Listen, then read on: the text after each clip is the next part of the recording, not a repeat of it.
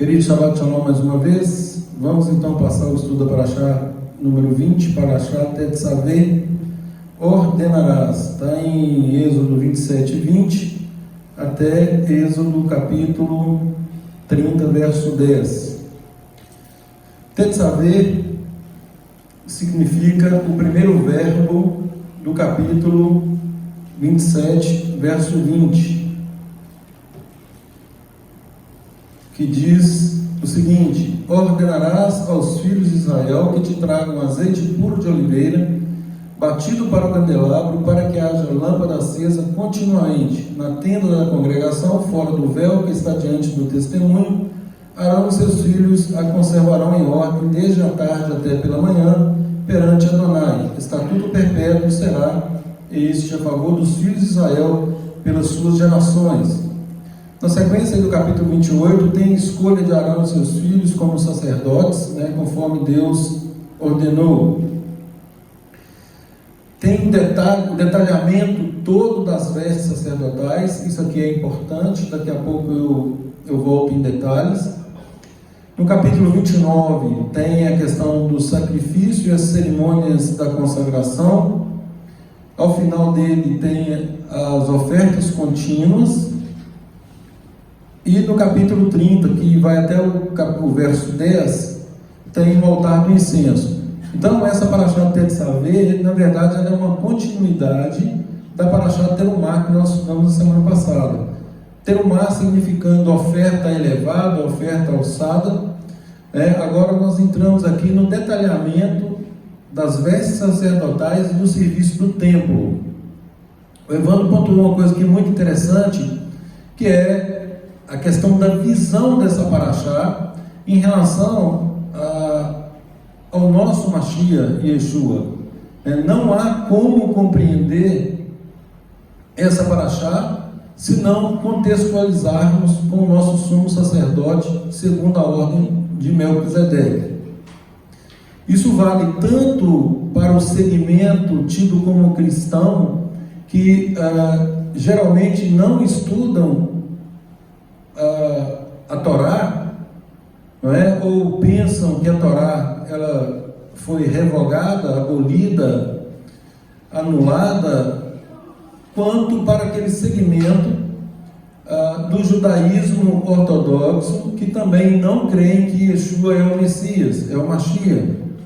Então, ler essa Parashá sem esse olhar messiânico, a pessoa se perde no meio de tantos detalhes, uma vez que todo esse detalhamento, todos esses pormenores, eles foram aqui elencados porque Deus estava pedagogicamente ensinando acerca do Mashiach que viria, do Filho dele que viria, como propiciação pelos nossos pecados, e aí pudéssemos então nos reconciliar com ele.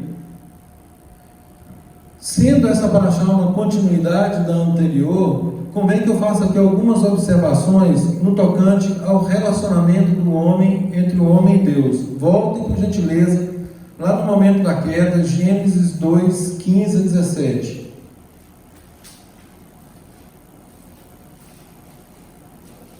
Gênesis 2, 15 a 17 diz assim: tomou Adonai ao homem e o colocou no jardim do Éden para o cultivar e guardar. E Adonai lhe deu esta ordem: de toda a árvore do jardim comerás livremente, mas da árvore do conhecimento do bem e do mal não comerás, porque no dia em que dela comeres, certamente morrerás.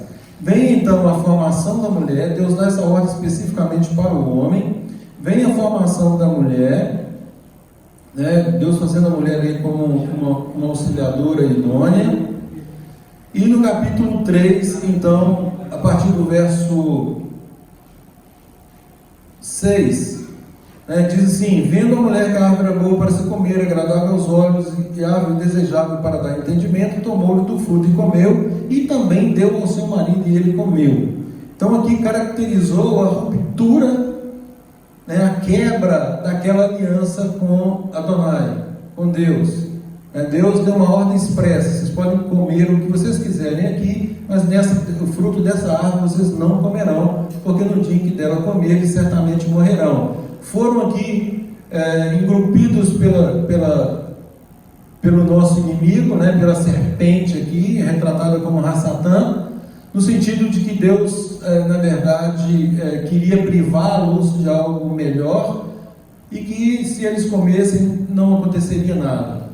Então, Eva, vendo que essa árvore era bonita, o fruto era agradável e tal, acaba por desobedecer uma ordem de Deus, e o que é pior, passa ao seu marido, que ignora também aquela ordem expressa que Deus havia lhe dado, e ele também acaba por anuir a esse pecado, a essa ruptura. Então, no verso 10, no 9, aliás, perdão, vamos voltar no 8. Quando ouvir a voz de Adonai, que andava no jardim pela viração do dia, esconderam-se da presença de Adonai, o homem e sua mulher, por entre as árvores do jardim. Gente, inicialmente, Adão e Eva tinham um relacionamento íntimo com Deus, no sentido de que a Bíblia retrata isso como um relacionamento face a face. Era um relacionamento pessoal com Deus. A partir do momento que eles quebram, que eles rompem essa confiança, no verso 10 aqui está retratado, verso 9, chamou Adonai ao homem e ele lhe respondeu: ouvi a tua voz no jardim, porque estava nu, tive medo e me escondi. Então, o que era face a face, agora já não era mais face a face. Ele estava ouvindo a voz de Deus. Ouvindo a voz de Deus. Então, quebrou aquela intimidade de ser face a face e ouvia a voz de Deus. Agora, abra, por favor, em Isaías 59, verso 2 e 3. Isaías 59, versos 2 e 3. O que diz Isaías 59, versos 2 e 3? Quem achar pode ler, por favor. O braço de Adonai não é curto demais para... Não. Isaías 59, versos 2 e 3. Mas as vossas iniquidades... Esse. Todavia são as suas transgressões que o separam de seu Deus. Isso. Seus pecados escondem o rosto de vocês, para que ele não ouça, pois as mãos de vocês estão sujas de sangue, e seus dedos com transgressão, seus lábios falam mentiras, sua língua profere coisas malignas. Então, vejam bem, olha o que aconteceu. As vossas iniquidades, as vossas transgressões, as vossas transgressões, os vossos pecados, ou seja, os nossos pecados fazem separação entre nós e o nosso Deus. É isso que está retratado aqui em Isaías 59. Então, os nossos pecados fazem separação entre nós e o nosso Deus e encobrem o seu rosto de nós, para que ele não nos ouça.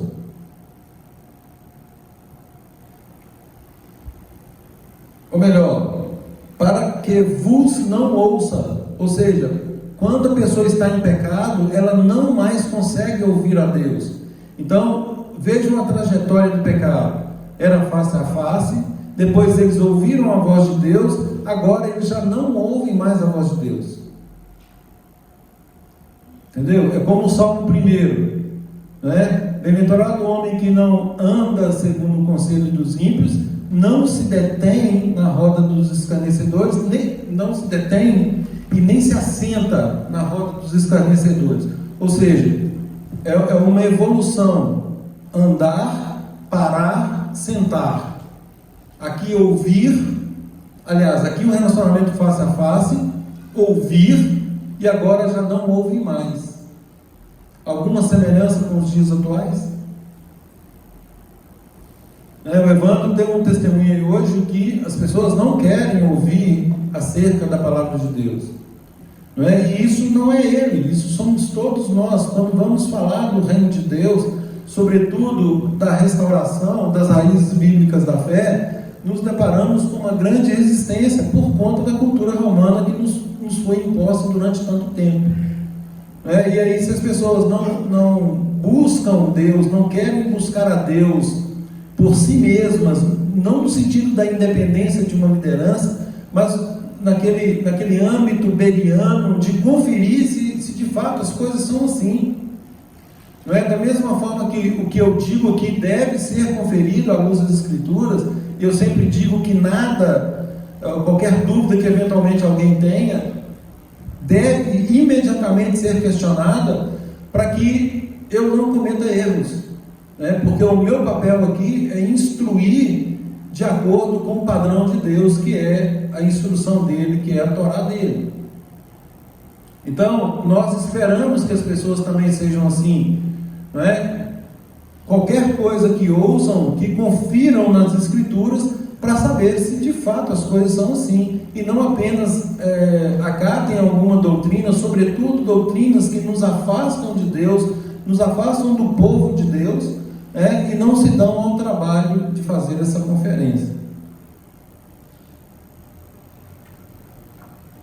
Por gentileza, Apocalipse 3:20, a situação atual, Apocalipse 3:20, os recursos de Deus para a restauração, para a nossa restauração de comunhão. Apocalipse 3:20 diz o quê? Eis que estou à porta e bato. Se alguém ouvir, ou seja, já não ouve, as transgressões nos separaram de Deus. E aí vem o que? Se alguém, agora Yeshua como nosso sumo sacerdote, trazendo a reconciliação, ele diz o que? Eis que estou à porta e bato. Se alguém ouvir a minha voz e abrir a porta, entrarei em sua casa, cearei com ele e ele comigo. Ao vencedor, dar-lhe sentar comigo no meu trono, assim como também eu venci e me sentei sozinho como Deus? Não. Assim como eu venci e sentei com meu Pai em seu trono. Isso, com meu Pai em seu trono. Em seu trono. Então, Yeshua, nesse processo de sumo sacerdote, hoje ele trabalha para fazer essa reconciliação, e ele afirmou que ele veio exclusivamente para as ovelhas perdidas da casa de Israel. Então ele diz: eu não vim senão às ovelhas perdidas da casa de Israel. Para esse povo. Então Deus tem um povo, Deus tem uma nação que ele elegeu como nação sacerdotal. E o que nos foi ensinado de forma ardilosa? De que essa nação sacerdotal hoje ela é apenas espiritual, ou seja, pela teologia da substituição, nós somos o Israel de Deus. Mentira.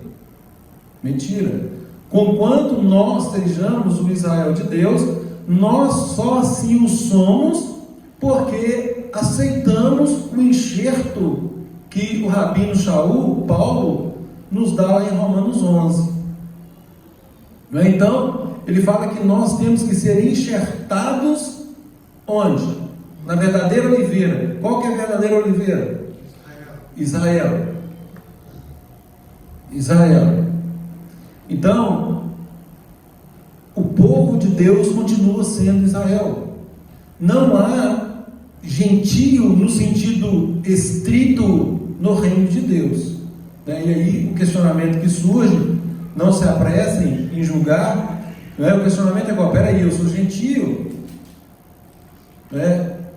O que acontece é o seguinte: se a pessoa ela se considera como gentia, mas quer fazer techuvá, aceita esse enxerto na verdadeira oliveira, ela deixa de ser gentia. Então, ela passa então a fazer parte do povo de Deus. Qual povo? Israel. Não é? Então, a partir de então, ela se torna uma pessoa israelita. Então não há gentio no povo de Deus, não há espaço para gentio no povo de Deus. É isso que diz lá em Jeremias, a profecia de Jeremias, com relação à nova aliança. Nova aliança no sentido de aprimoramento, no sentido de renovação. Como disse o Evandro aqui, nós nos proibimos falar em Antigo e Novo Testamento, porque efetivamente isso não existe, não é? Nós nos guiamos pela Taná. Taná é um mnemônico de Torá, Nevim e Ketuvim, que significa a Torá propriamente dita, que são os cinco primeiros livros.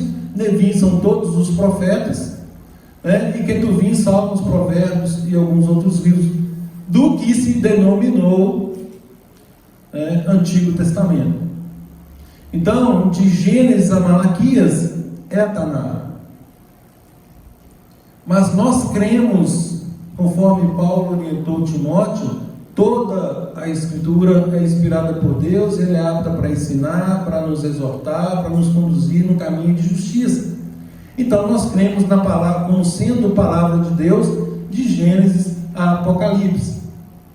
Lembrando que a partir de Mateus, como sendo aí o anúncio da boa nova, da reconciliação, da renovação do pacto, como agora a Torá, a mesma lei de Deus no nosso coração, conforme está previsto lá em Ezequiel 36, 26, que diz que Deus removeria esse coração de pedra e nos daria um coração de carne e poria em nós o seu espírito para quê? Para que conseguíssemos, enfim, obedecer, cumprir os seus estatutos, ordenanças e mandamentos. Amém. Então não há outra finalidade, não há outra lei, né? Eis que vem dias, diz o Senhor, Jeremias 31, que está confirmado em Hebreus 8. Eis que vem dias, diz o Senhor, que farei uma nova aliança com a casa de Israel, com a casa de Judá, não conforme a aliança que eu fiz naqueles dias. Não é? Agora é uma aliança que a mesma lei que foi dada lá em tábuas de pedra e rolos de pergaminho, agora estão inseridas no nosso coração e na nossa mente. E mais, para quem passa pelo processo de techuvá, ele recebe o Espírito do Santo, o Ruach HaKodesh, que nos habilita, enfim, a obedecermos os mandamentos, estatutos e ordenanças de Deus. Então, gente, isso é maravilhoso. É maravilhoso porque aquilo que nós não conseguimos, por isso que a palavra diz que o Espírito do Santo não é uma terceira pessoa, é o próprio Deus manifestado na essência dele, na capacitação que ele nos dá para obedecermos a própria palavra dele. Então, naquilo que nós não conseguíamos fazer, agora nós temos, a palavra diz que o Espírito do Santo intercede por nós com gemidos, o quê? Inexprimíveis. Ou seja, eu não tenho palavras para exprimir aquilo que eu quero falar com Deus, muitas vezes. Conquanto nós sejamos orientados a orar, a apresentar diante de Deus todas as nossas petições e súplicas, às vezes me faltam palavras para conversar com Deus, para expor a Deus os meus problemas. E aí, gente, se eu ficar em absoluto silêncio, de forma reverente, zelosa diante de Deus, Deus me ouvirá, porque o próprio Espírito vai exprimir aquilo que para mim é inexprimível. Eu não consigo expressar. Então isso é muito precioso. E Deus, então, nesse processo aí, nesse processo de reconciliação, uma vez justificados pelo sangue de Yeshua, sempre, não há justificação por obras, não é? Nós somos justificados única e exclusivamente pelo sangue de Yeshua HaMashiach. Agora, a partir do momento que nós somos justificados, né, entendemos que foi por meio dele que nós nos reconciliamos com o Pai. A partir de então, nós começamos nesse processo de santificação. E aí é óbvio que nós somos chamados o quê? Abram, por favor, 1 Pedro.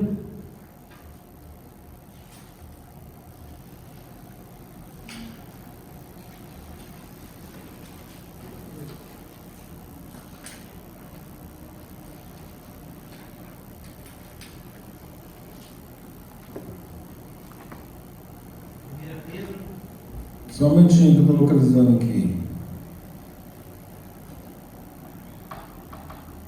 Vê se é 1 Pedro 2. Oi? Não, que fala que nós somos chamados à obediência.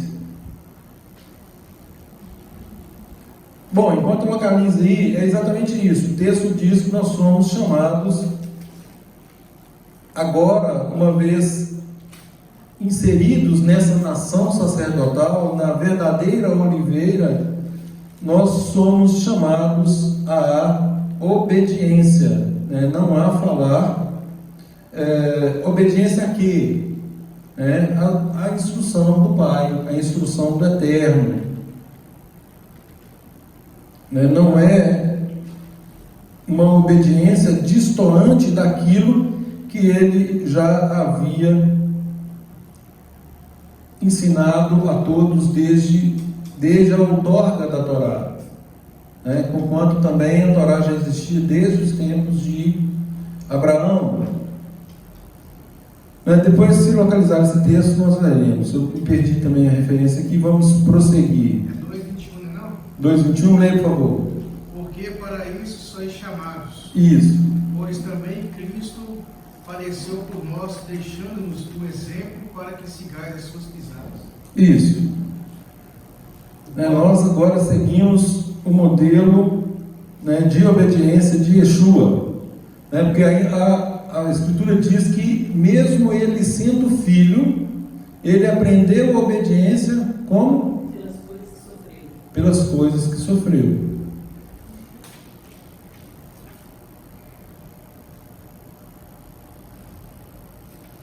Ele não desobedeceu a Torá, ele fala que ele não cometeu pecado. Nem dolo algum se achou em sua boca, exatamente. Então, ele jamais cometeu pecado, nem nenhum dolo. O que é dolo? Dolo é intenção, né? Uma intenção para o mal, né? Neste caso, né? Uma intenção de fazer algo contrário à instrução do Pai. Jamais, nem dolo algum se achou em sua boca. Então não cometeu pecado, nem dolo algum se achou em sua boca. O interessante também é o 23, continua. O qual, quando injuriavam, não injuriava, e quando padecia, não ameaçava, mas entregava-se àquele que julga justamente, levando ele mesmo em seu corpo os nossos pecados sobre o madeiro, para que, mortos para os pecados, pudéssemos viver para a justiça, e pelas suas feridas fosse sarados. Sarados, exatamente.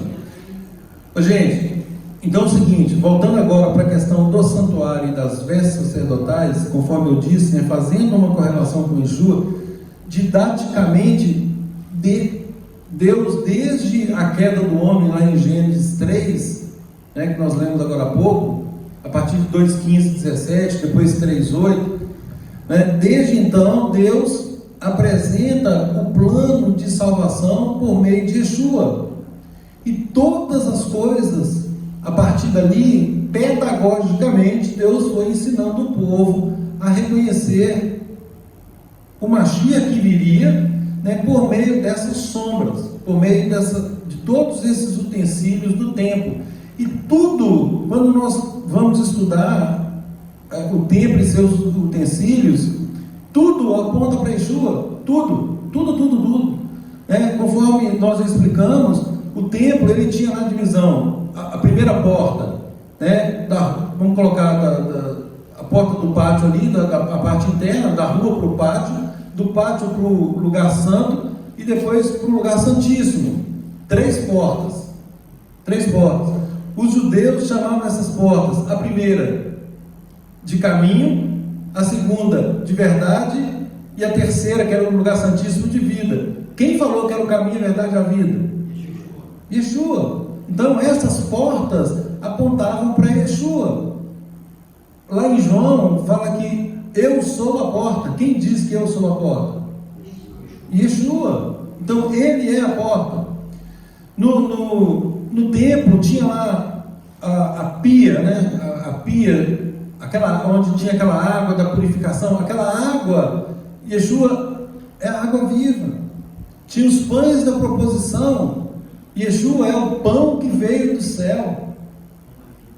É o pão da vida.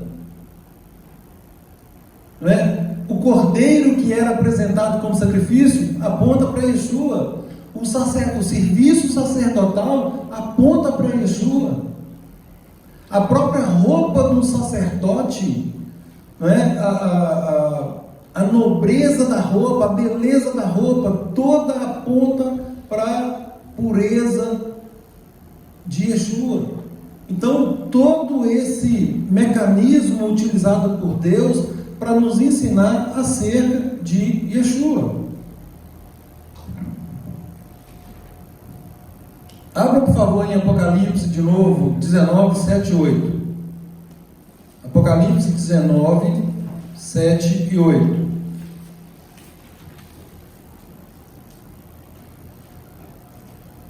Para ver a questão da roupa, né? A importância aí dessa roupa sacerdotal. Por que Deus se preocupa com esses detalhes? Apocalipse 19, a partir do verso 7. Alegremos-nos, exultemos e demos-lhe glória, porque são chegadas as bodas do Cordeiro, cuja esposa a si mesma já se preparou, ataviou. Alguma outra expressão? Aprontou. Como que uma noiva se apronta? Olha o verso 8. Pois lhe foi dado vestir-se de linho finíssimo, resplandecente e puro. Porque o linho finíssimo são os atos de justiça dos santos. E aí o verso 9. Então lhe falou o anjo, escreve: felizes aqueles que são chamados à ceia das bodas do Cordeiro. Esse Cordeiro aí, Yeshua, apontando para Yeshua. E acrescentou: são essas as verdadeiras palavras de Deus.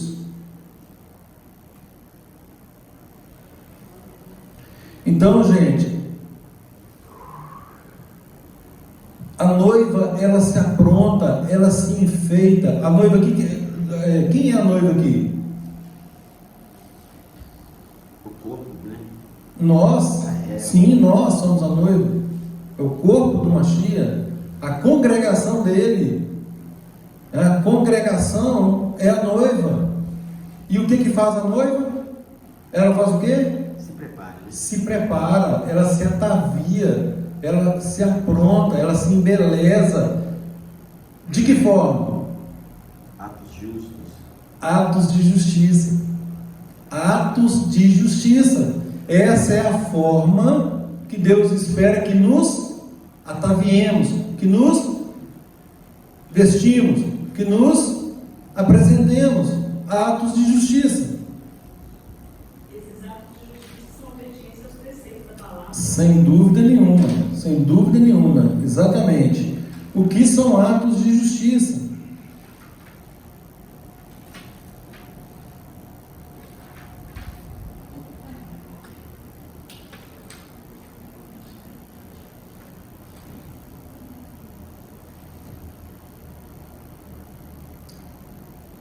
Abra, por favor, em Tiago 2, 14 a 26.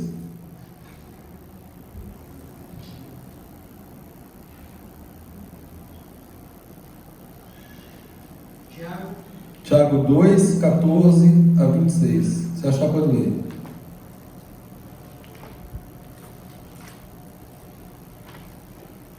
Tiago 2, 14 a 26. Diz assim: meus irmãos, qual é o proveito se alguém disser que tem fé, que tem confiança em Deus, né?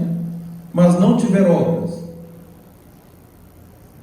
Aqui, gente, para retratar o que é atos de justiça. Obras aqui dentro de um padrão de atos de justiça. Qual é o proveito? Pode acaso semelhante fé salvá-lo? Ou seja, estou tranquilo, eu tenho fé em Deus, eu confio em Deus, mas eu estou de braços cruzados, né? Nós falamos hoje aqui, aproveitando o ensejo, né, da festa de Purim, que findou ontem, acerca da nossa eventual omissão. Nós não podemos ser omissos, não é? Você vê que inicialmente, quando foi apresentada para Esther a opção de ela se manifestar de forma natural, e certamente qualquer um de nós talvez passaria por aquilo, inicialmente disse: não posso fazer porque eu vou morrer, né? Mas quando exortada de acordo com a palavra, né, o que ela faz? Imediatamente ela se volta para Deus. Então vamos convocar um jejum, vamos orar, e vamos convocar um jejum. Coloque todo mundo para orar junto comigo por 3 dias, e a partir desses 3 dias eu irei à presença do rei, e aí se eu tiver que morrer, eu vou morrer,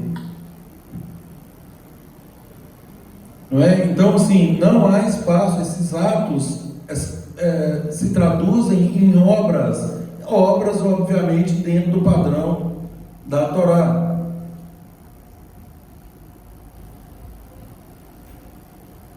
Pode acaso semelhante fé salvá-lo? E aí vem, olha a parte prática aqui: se um irmão ou irmã estiverem carecidos de roupa, necessitados de alimento cotidiano, e qualquer dentre vós lhes disser: ide em paz, aquecei-vos, fartai-vos, sem contudo lhe dar o necessário para o corpo, qual é o proveito disso? Assim também a fé, se não tiver obras, por si só está morta. Mas alguém dirá: tu tens fé, tu tens fé, e eu tenho obras. Aí já é o outro extremo, é aquela pessoa que pensa que por fazer obras ela será salva, e não tem essa fé, não é? Essa confiança em Adonai, não passou pelo processo de Teshuvá, não é?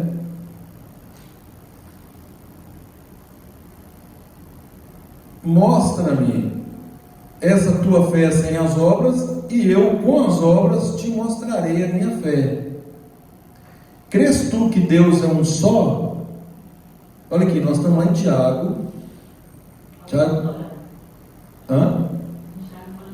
Exatamente, nós estamos em Tiago, capítulo 2, verso 19, e ele está falando do maior princípio da nossa fé, que é a unicidade de Deus. Crês tu que Deus é um só? Fazes bem, até os demônios creem e tremem. Queres, pois, ficar certo, ó homem insensato, de que a fé sem as obras é inoperante? A minha versão diz estéril. Estéril, inoperante, não produz resultado, não produz fruto. Fé sem obras, né, é aquela questão lá de Esther. Agora, eu creio que Deus vai fazer algo, mas eu não faço nada. Eu fico de braços cruzados, aguardando uma providência cair do céu. Né? E nós sabemos pela história que se não fosse uma intervenção dela ali, né, Deus esperava que ela agisse da forma como agiu.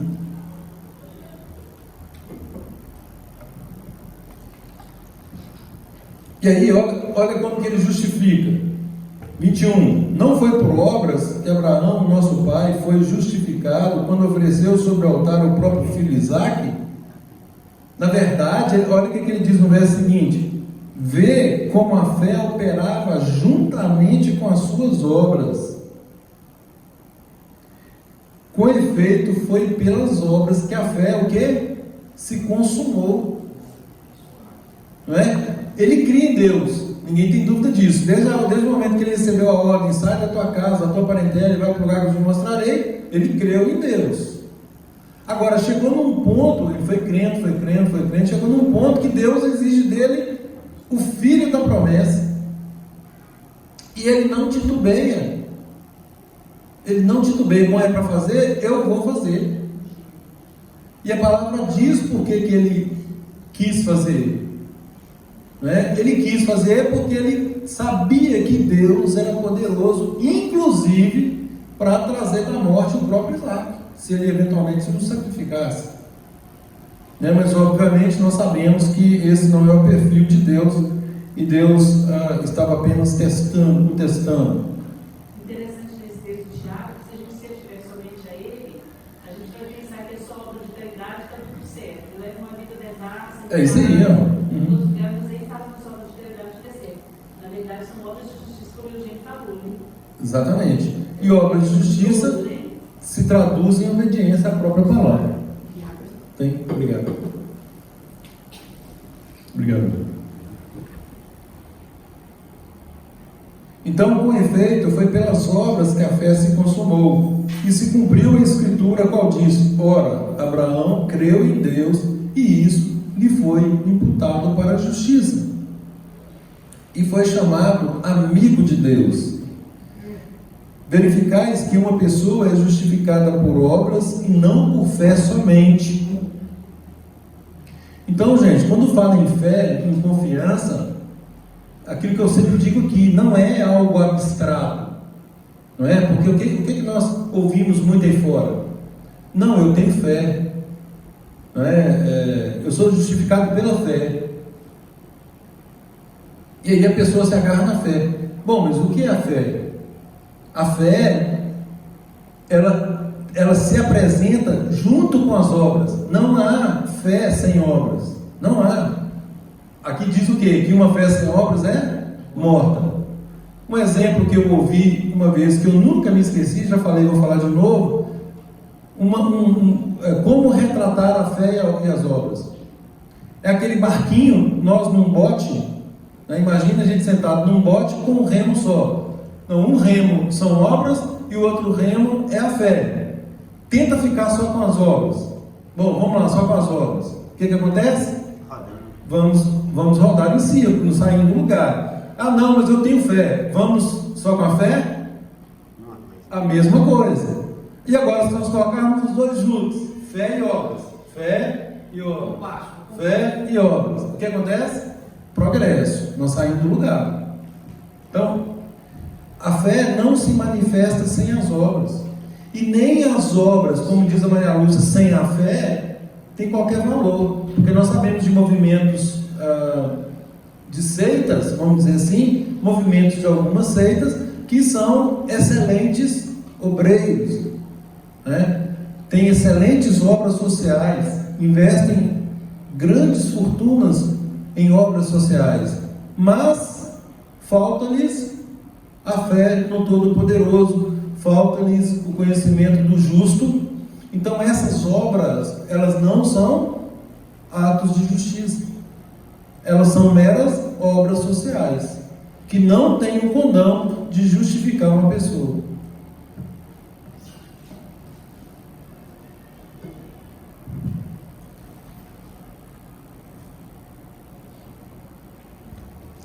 O 25 diz: de igual modo, não foi também justificada por obras a meretriz Raabe, quando acolheu os emissários e os fez partir por outro caminho?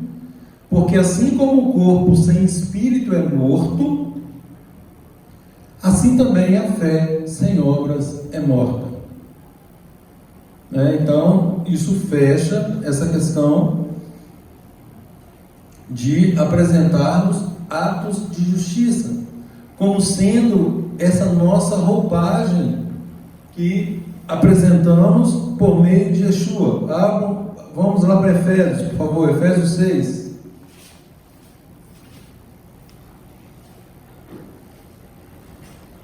Gálatas, Efésios 6.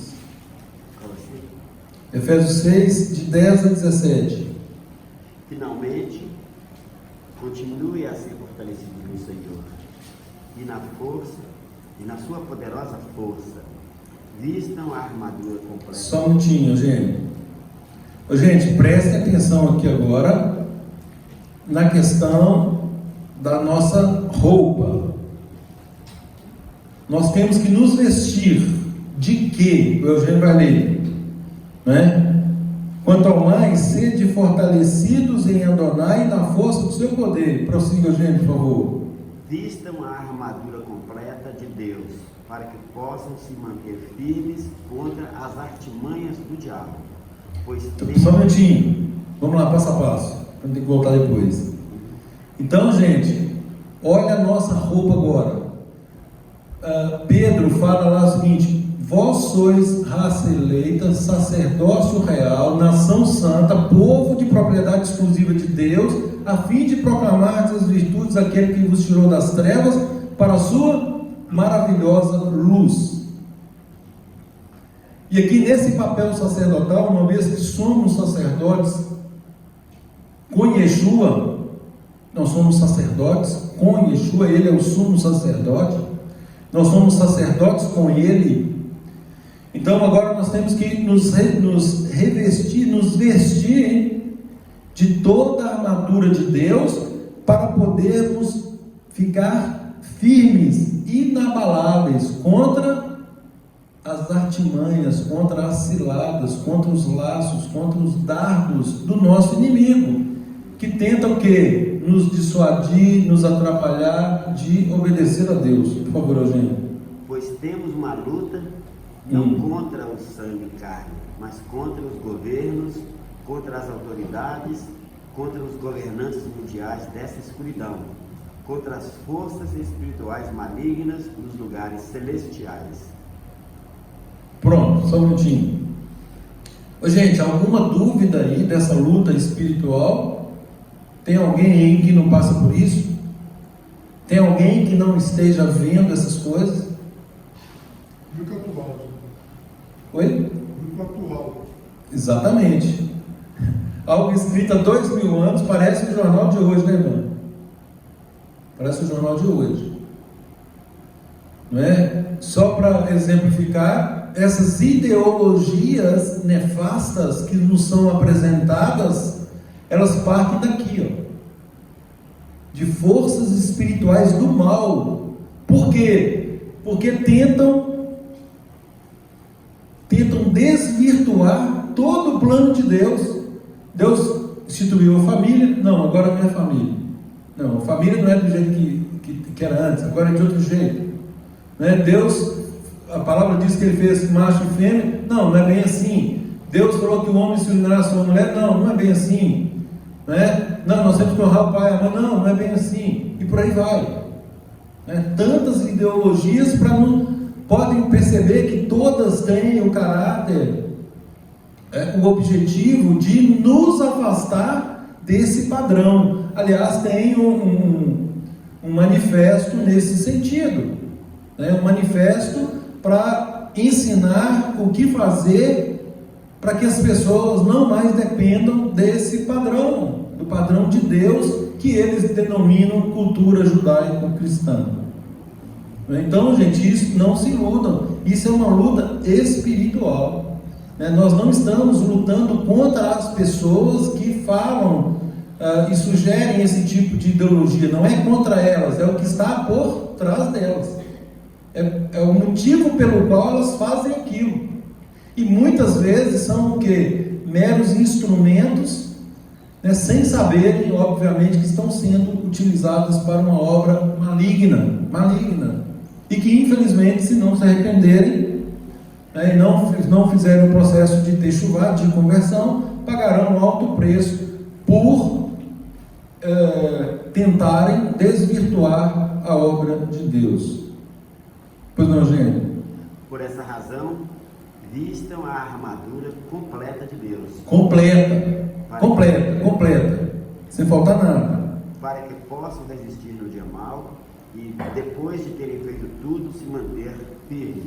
Isso, então, de posse dessa roupagem, né, dessa armadura, dessa vestimenta, né, nós vamos vencer. A palavra diz que nós vamos vencer e nós vamos permanecer o quê? Firmes, inabaláveis. Parênteses.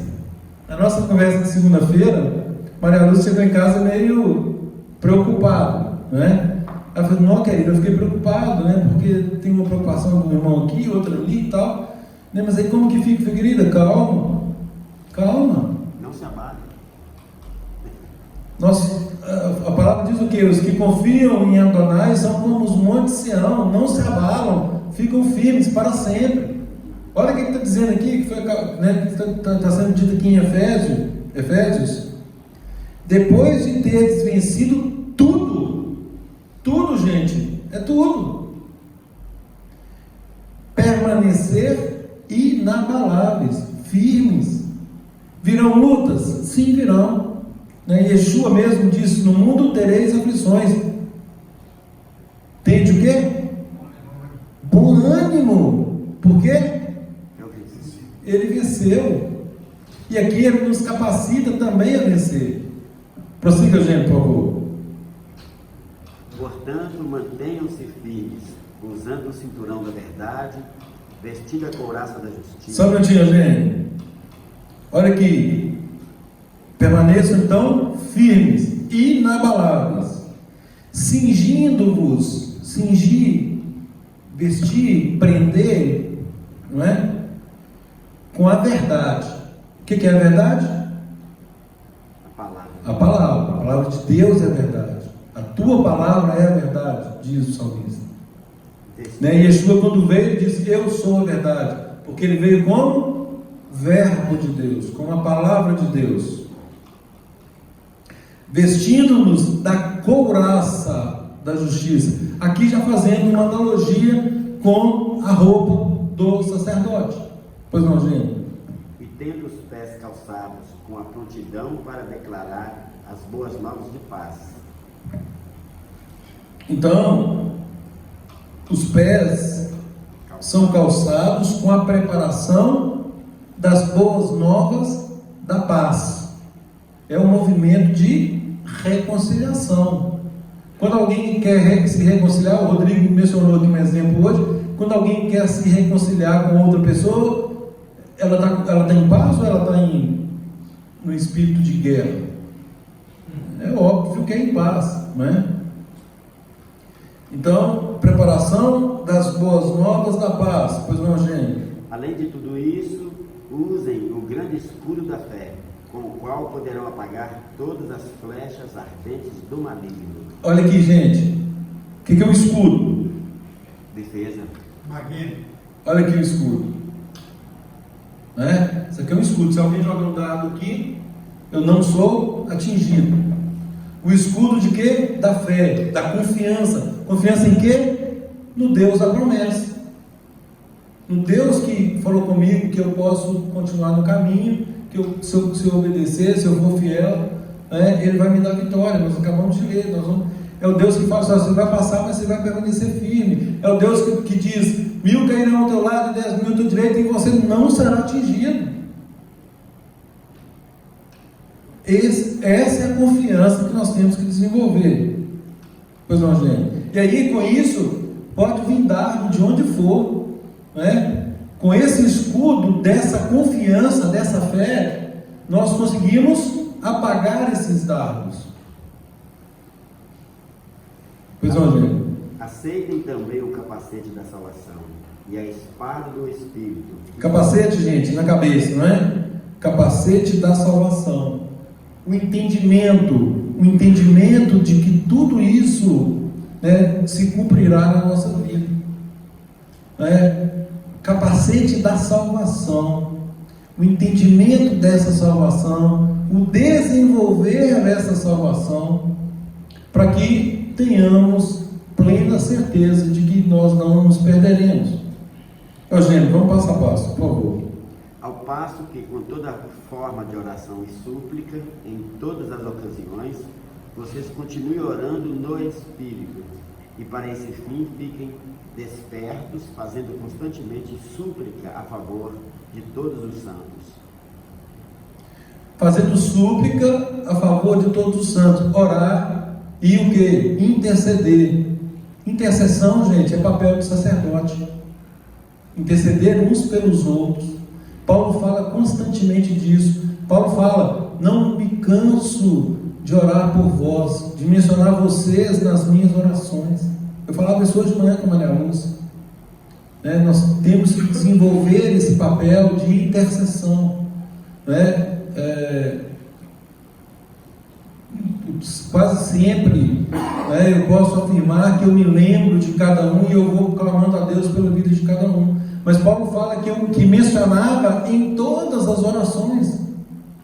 Aí eu falei assim: gente, olha o papel de intercessão, de intercessor, é o que Moisés também fez, todo líder faz, interceder pela vida dos seus liderados. Com toda oração e súplica, orando em todo o tempo no Espírito, vigiando em toda perseverança e súplica por todos os santos e também por mim, Tiago falando. Pois não, Eugênio?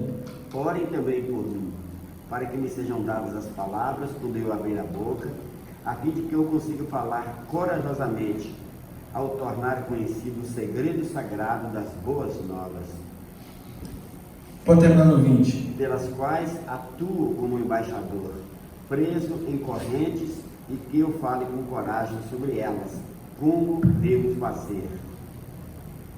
Aqui na minha versão diz aqui, Eugênio, fala assim: também por mim, orem também por mim, para que me seja dada, no abrir da minha boca, a palavra para com intrepidez fazer conhecido o segredo sagrado, o mistério das boas novas, pelo qual sou embaixador em cadeias, para que em Yeshua eu seja ousado para falar, como me cumpre fazê-lo. Esse como me cumpre fazê-lo, isso é uma obrigação. Isso é uma obrigação. Isso atende àquele comando, de pregue a todo tempo, inste, oriente, advirta, seja oportuno, não, pregue, fale. Nosso papel dentro do reino de Deus, como israelita que somos, como israelitas que somos, nós temos esse papel de tentar tirar as pessoas das trevas e trazê-las, transportá-las para a luz, Esse é o papel sacerdotal, é o papel de Israel, é o nosso papel como membros da família israelita, desse povo israelita.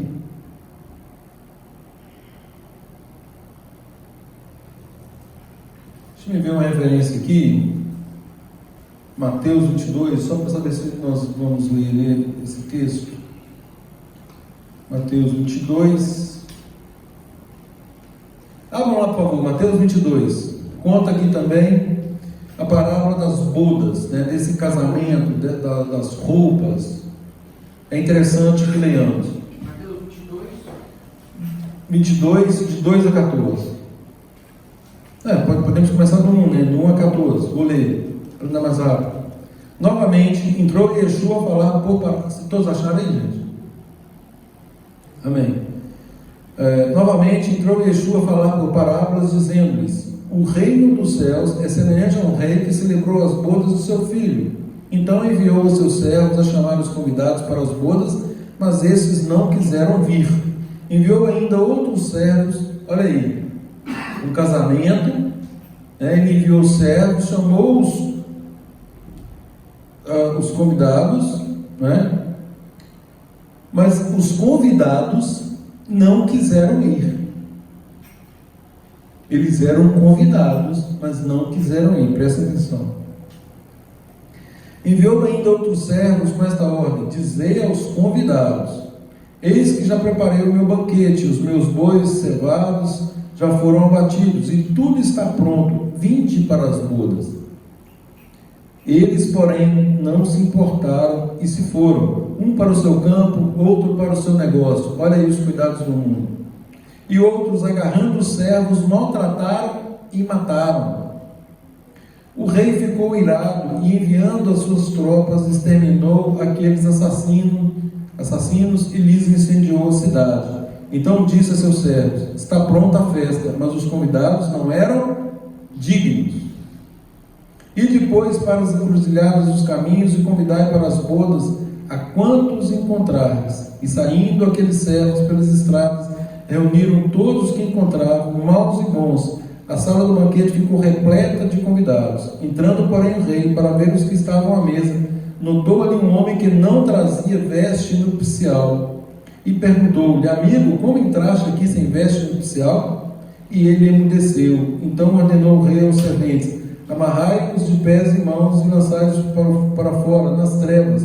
Ali haverá choro e ranger de dentes, porque muitos são chamados, mas poucos escolhidos. Aqui, gente, com relação à veste nupcial, fazendo uma alusão a Apocalipse, que nós lemos 19, 7 e 8. A noiva. Um convidado que não estava preparado. E essa questão aqui de maus e bons, isso é para demonstrar a nossa natureza. Não é? Obviamente, nesse contexto aqui, a pessoa faz uma techuvá, mas ela não se reveste. Ela não pega essa armadura. Ela não está preparada com a veste nupcial. Gente, eu encerro com o texto de Gálatas 3, 27.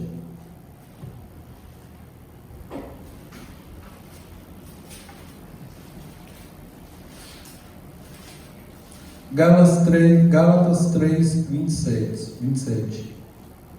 26 e 27. 26, 27 e 28. Vamos lá. Pois todos vós. Achou não? Gálatas 3, de 26 a 28. 26 e 29. Daqui a pouco eu estou lendo a Bíblia toda. Achou? Achou, Evandro? Então vamos lá. Pois todos vós sois filhos de Deus, mediante Fé. isso, mediante a fé em Yeshua HaMashiach. Porque Foram batizados. todos quantos fostes batizados em Cristo, se revestiram de Cristo. Ou seja, qual que é a nossa roupa hoje? Yeshua. Essa é a nossa roupa. Olha a roupa do sacerdote, né? Os detalhes do sacerdote todos apontam para Yeshua. Nós não temos tempo aqui para falar das pedras de Urim e Tumim. Depois nós podemos conversar sobre isso lá no refeitório, né? Urim e Tumim, as pedras que estavam nos ombros, né? 6 tribos de um lado, 6 tribos do outro, no peitoral, as 12 tribos de Israel. Tudo isso, gente, aponta para Israel e para o Redentor de Israel, o Mashiach. Agora, como último texto, gente, só para fechar, nós nos revestimos de Cristo, de Yeshua, né? 1 João 2,6. Agora é a prática. Como fazer? 1 João, primeira carta de João 2, verso 6. Aquele que diz que permanece em Yeshua, esse também deve andar assim como ele andou. Então, gente, a partir do momento que nós nos revestimos dele, que nós tomamos a armadura de Deus, toda a armadura de Deus, né? Aquela roupa todinha do sacerdote, a mitra, né? A escrita Santo a Adonai, separado para Adonai, né? Tudo isso, né? A questão do peitoral, do juízo, né? Um julgamento reto, de acordo com o padrão da Torá, né? Também a questão do nosso coração, Urim Tumim, representando aí, fazer esse julgamento, né? De acordo com o padrão da Torá, com amor. né? A questão das pedras nos ombros, como eu já falei, a responsabilidade do sacerdote sobre o povo. E só uma curiosidade, Urim e Tumim, né, é considerado como luzes e perfeição. Luz e perfeição. Eu sou a luz do mundo. Quem me segue não anda em trevas. Urim. E o Tumim, perfeição, o qual não cometeu pecado, nem dolo algum se achou. Gente, tudo aponta para Yeshua. Tudo aponta para Yeshua. Então, finalizando, 1 João 2,6, aquele que diz que permanece em Yeshua, esse deve também andar assim como ele andou. Ou seja, nos passos de Yeshua. Nos passos de Yeshua. Quais são os passos de Yeshua? Vamos. Foi tudo modelo dele, foi tudo que ele ensinou. Obediência ao Pai. Em resumo, os passos de Yeshua, obediência ao Pai. Ele diz que ele não veio fazer a própria vontade, mas sim daquele que o enviou. Não é? Então, nós andamos nesses passos de obediência ao Pai. O alimento dele era a palavra. O alimento dele consistia em fazer a vontade do Pai, né? Obviamente cumprindo a palavra. E quando ele tem uma passagem que ele diz que a palavra que ele proferia não era dele, e sim daquele que o enviou. Amém, queridos? Que Deus nos abençoe aí a cumprir toda a vontade de Deus e andar nos passos de Yeshua. Shabbat Shalom.